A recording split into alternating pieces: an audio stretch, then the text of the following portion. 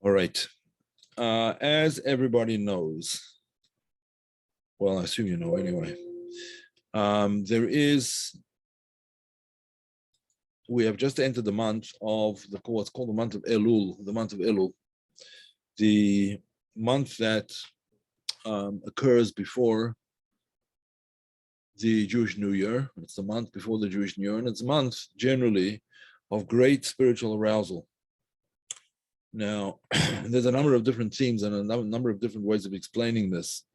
One of the ways of explaining it, and it's actually a way which is cited by the first Lubavitch or Chabad Rebbe, Rabbi Shneur Zalman Liadi, where he talks about the analogy of a king in the field. The king goes into the field. Now, just let's try and understand something, the way things were in earlier generations, in the generation of monarchs and potentates of various sorts. So these monarchs, these kings would be felt that they ruled by the divine right of kings, by divine right, and therefore they had complete power over their subjects, and their decisions and dictates were often arbitrary.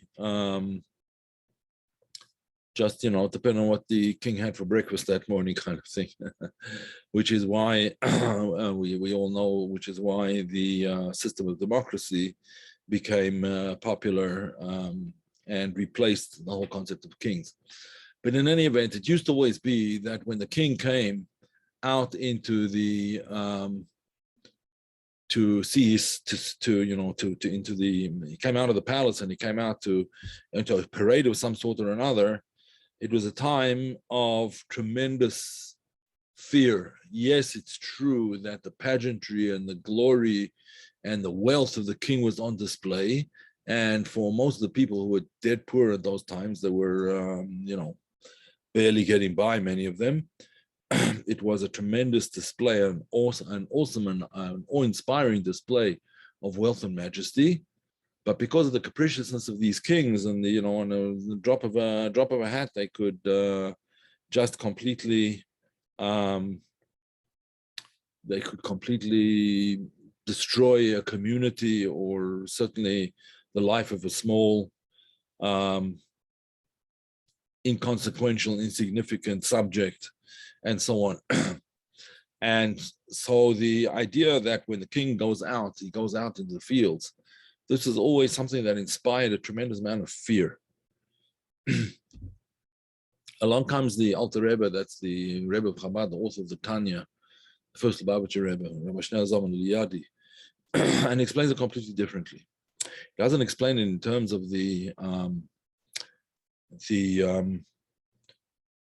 awesome might and power of the king, but on the contrary, he explains it as a display of the compassion of the king. The king comes into the field, and he comes into the field in order to see his subjects and in order to listen to them and to share with them, and so on and so forth, the way a king really should be. Not that a king is, almost a god in and of his in his own right, but that he is there to, essentially, he's there to serve the people. As the expression goes, "Ein melech belo am," there's no king without a people. In other words, the people are not behind the king is bound to fail, which is in fact what happened to a certain extent with King Saul. The people were no longer behind him because he was acting in a way that was capricious and illogical, and they lost their trust in him. And so he was, in fact, removed from office, and King David took his place. In any event, let's not get into the details of one monarchy or another. The idea that the Alter Rebbe presents, is that the king comes out into the field and he presents himself at the level of the people who are working in the field, and he smiles at them, and he shows a luminous countenance towards them, and shows tremendous concern, and so on and so forth. This is the way that the Alter Rebbe explains what the month of Elul is all about. The month of Elul is a time when, so to speak, the king is in the field. In other words, the Almighty comes into the field, and he comes into the field not in order to inspire but for the sake of compassion and to prepare us for the new light that is coming down in the new year. Because every year is a new permutation of divine names and so on and so forth. And therefore, every year is a completely new aspect, a completely new permutation, a completely new type of light that was never before in creation. There's actually a whole chapter on this, and perhaps we'll, in one of his books, in the Tanya itself, we will perhaps discuss it at a later stage before we get to the new year. But in any event, the month of Elul is a preparation for that. And that's the month that we're in now. Now, what does this have to do with Devekut, with Devekus? What would you think if a king came out into the field? He came out to where you were working, to your workplace. He came to visit, and he was incredibly friendly towards you, and showed a tremendous amount of compassion and concern for your welfare. How would you respond? So obviously, your response would be tremendous love towards the king. You would feel a tremendous amount of love, a tremendous amount of you would feel uplifted, and so on and so forth. And of course, if the opposite would be true, if it would come in an angry manner and so on, so immediately you would retreat, you would try and hide, and you'd so on and so forth. Why is this important? Because this highlights a certain aspect of Devekut, the subjects that we're talking about. What's Devekut? Again, Devekut is literally translated as cleaving to, right? It's cleaving to the source, cleaving to the root of the soul, and cleaving to the source beyond the root of the soul, to that which the root of the soul itself cleaves. This is called in academic literature, it's called unio, mystica, the mystical union of the soul with its creator, where the soul, in a sense, loses its identity completely in the being, the transcendent being of the Almighty, the transcendent being of God. It loses its feeling of individuality in the transcendent being of God. Now, you might think that therefore this is a state in which the person sort of has left the world and he no longer operates.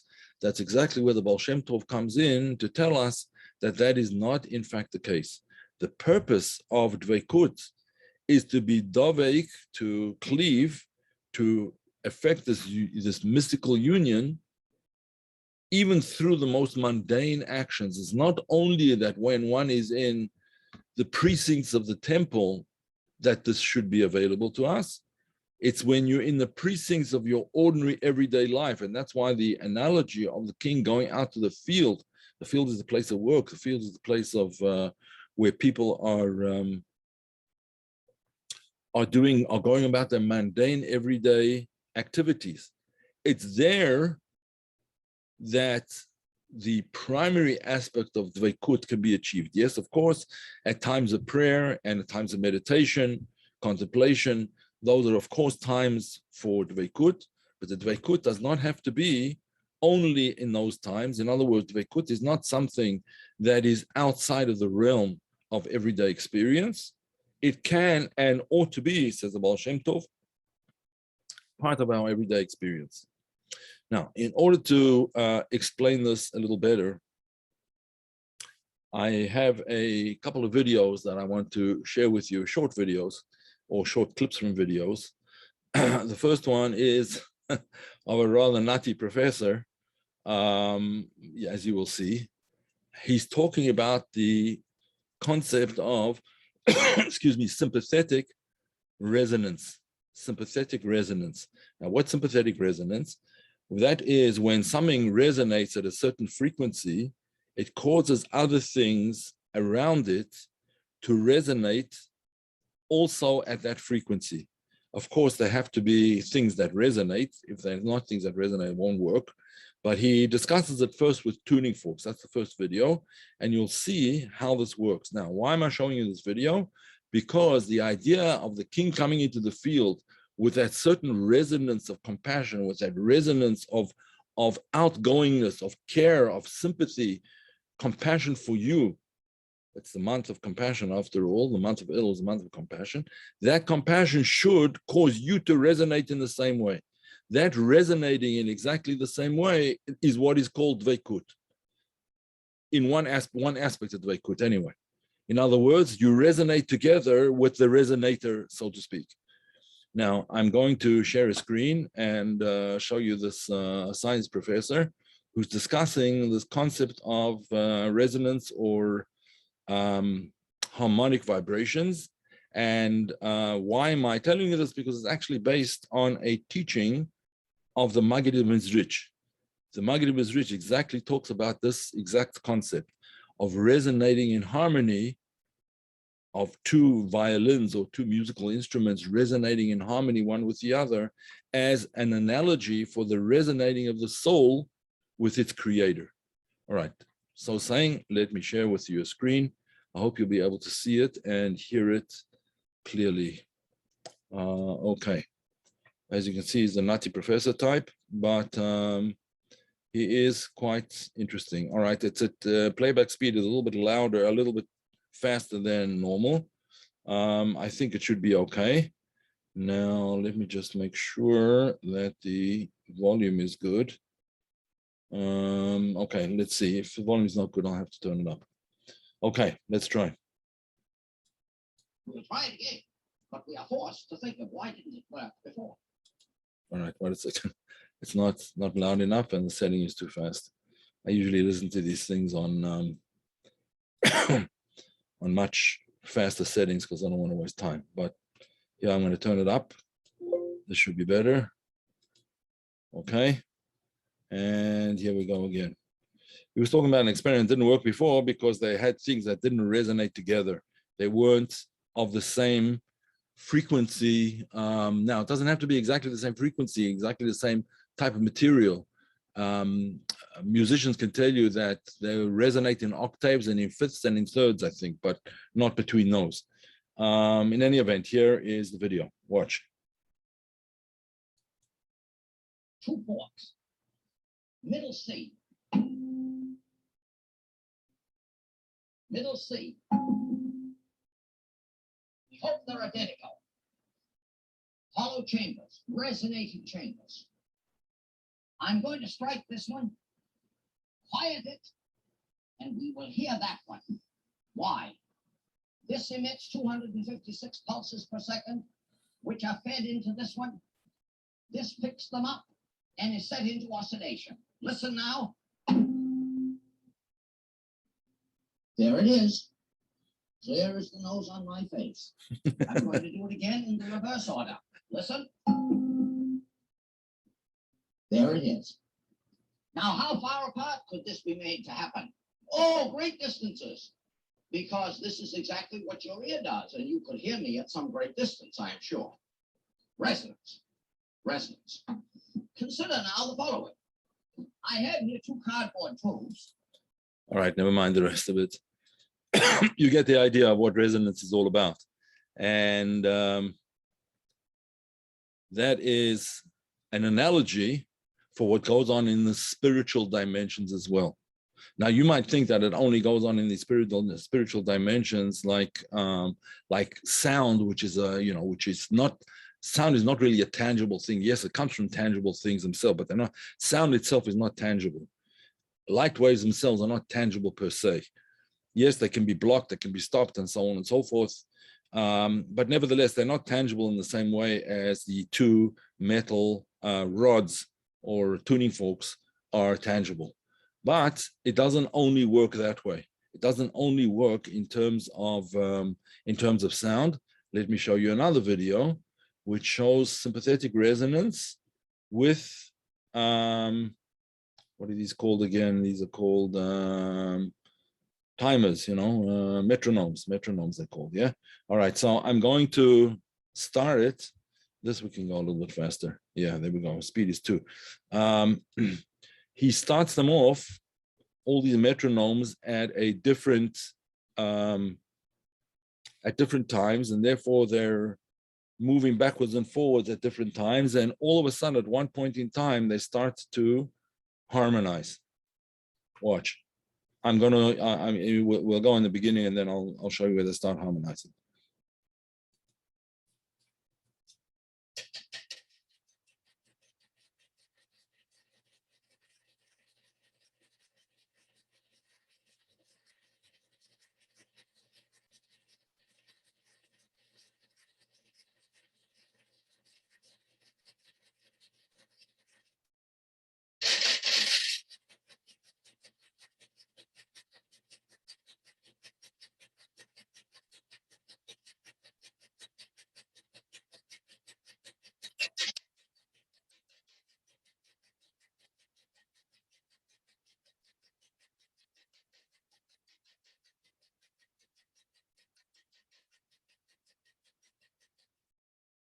And they continue that way. Oh, the screen wasn't shared. Oh, sorry about that. Oh, all right. Let me start this again. Sorry about that. Let me share the screen again. Okay, my apologies. Okay, here it is. These metronomes, and here we go. Watch.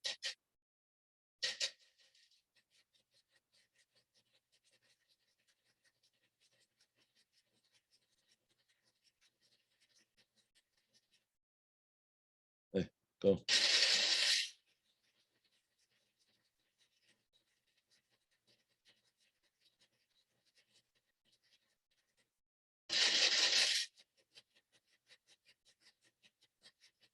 We're still thinking.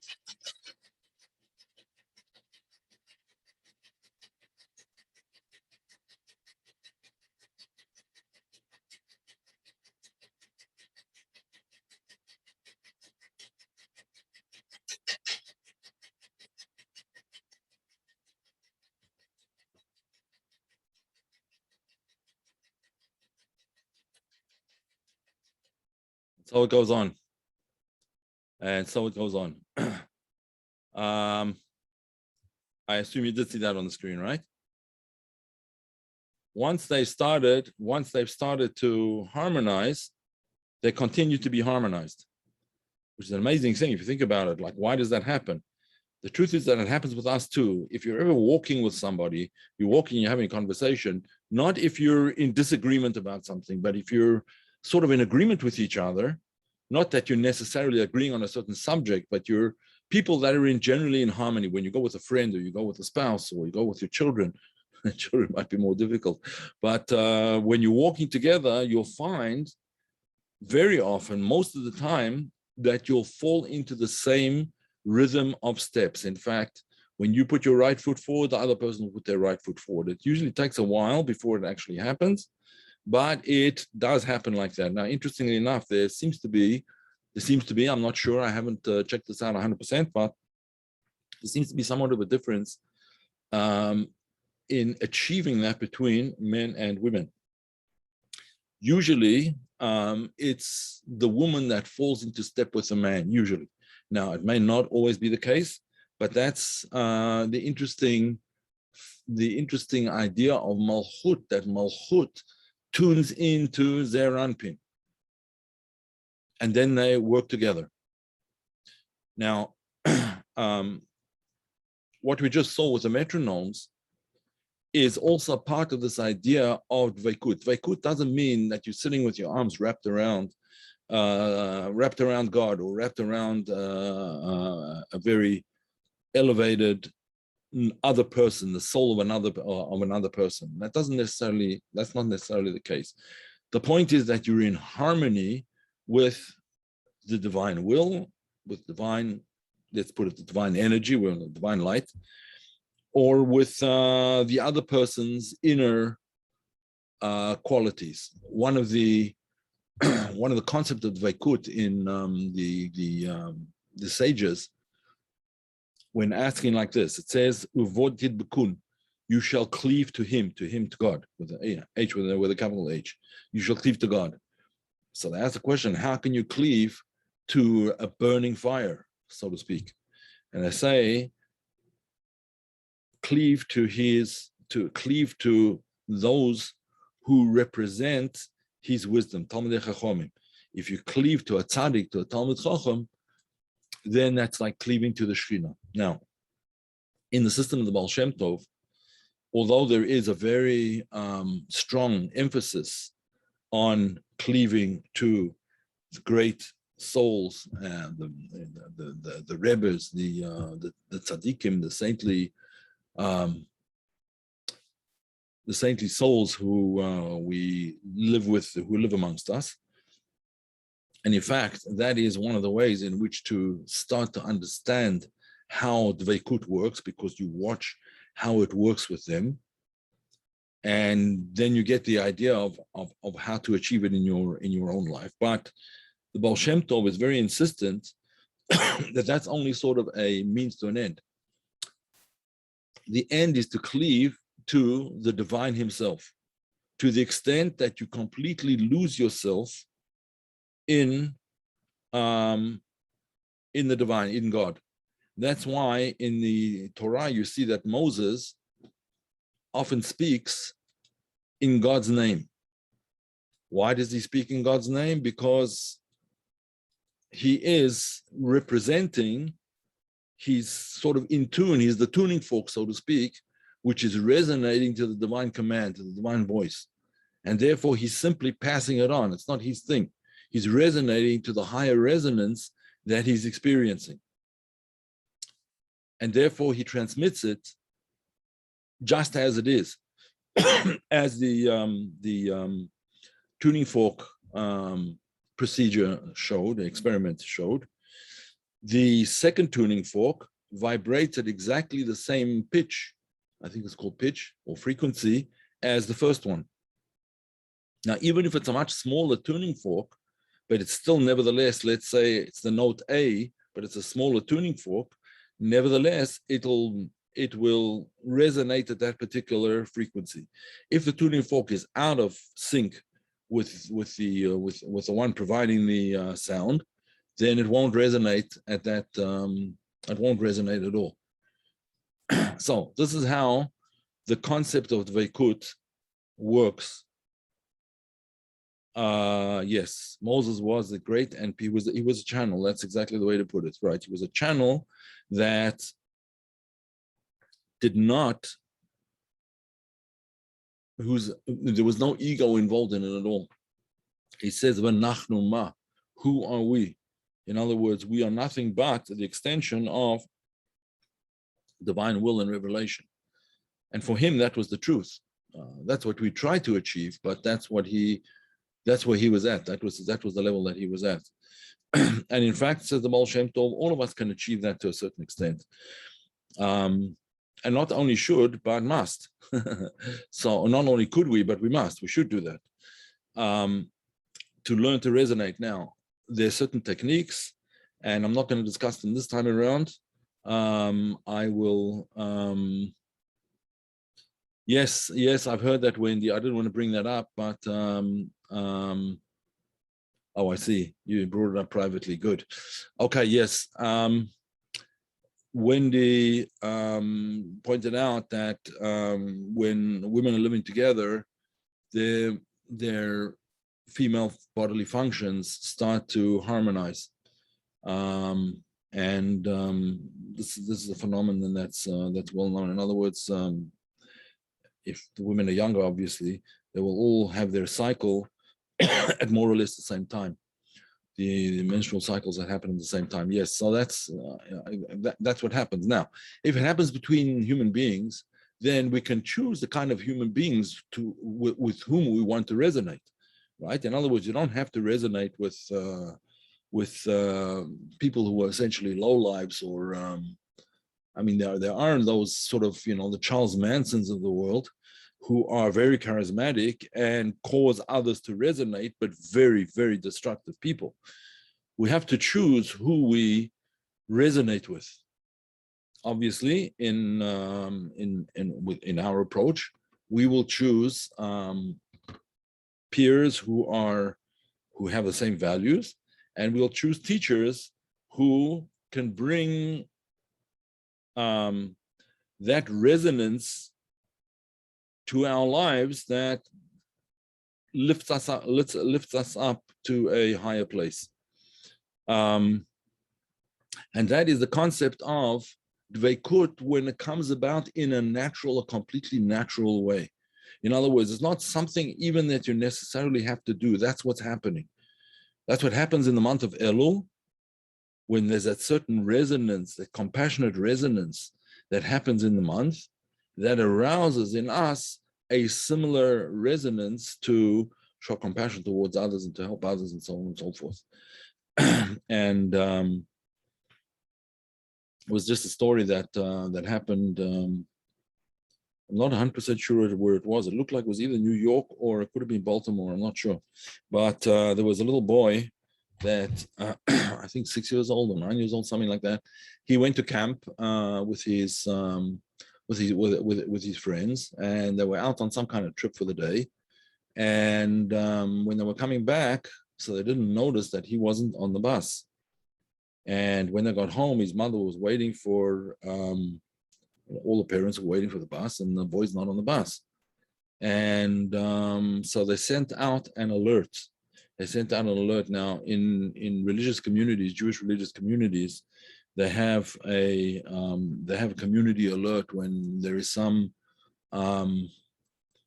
great need. For instance, in Chicago, they have an organization called Hatzalah. I mean, they have it in many, not only in Chicago, it's in New York, it's in Boston, it's in, they have in California, they're all over the place. But it's an ambulance corps of Jewish guys and women who have some medical training or EMT training, and they take care of the Jewish community. And some of these places, they have not only that, but with when there's a lost child or an abducted child or whatever it is, they send out like teams of people to look. Anyway, this boy got lost. He got left behind somehow or another.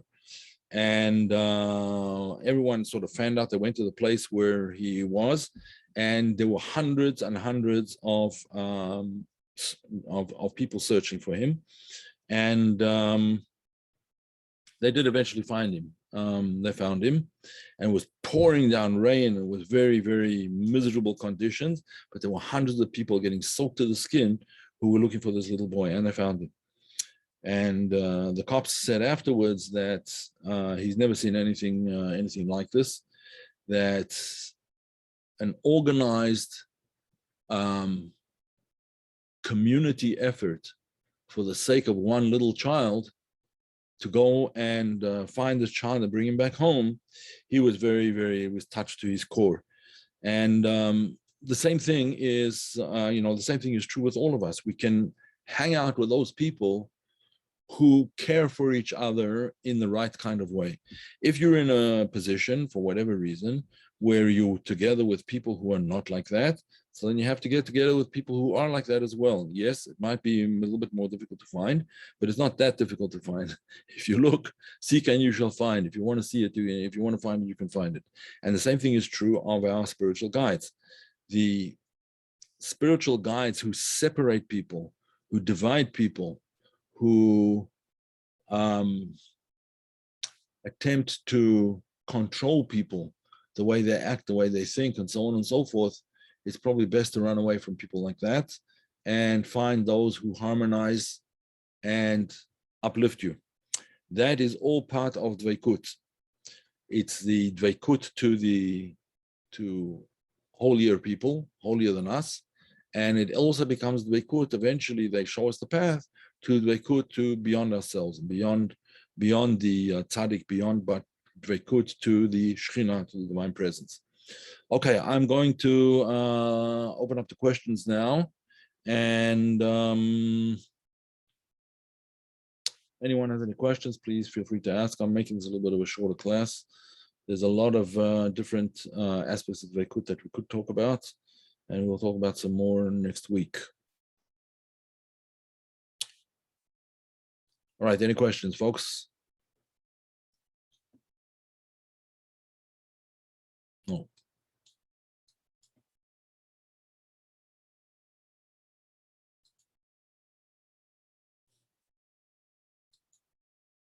All right. If there's no questions, then we will leave it at that.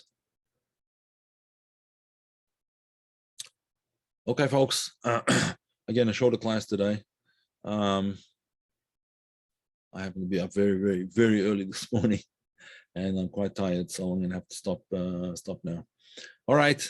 Have a good weekend, a wonderful weekend, and we will meet again hopefully on Wednesday for Sefer Yetzirah.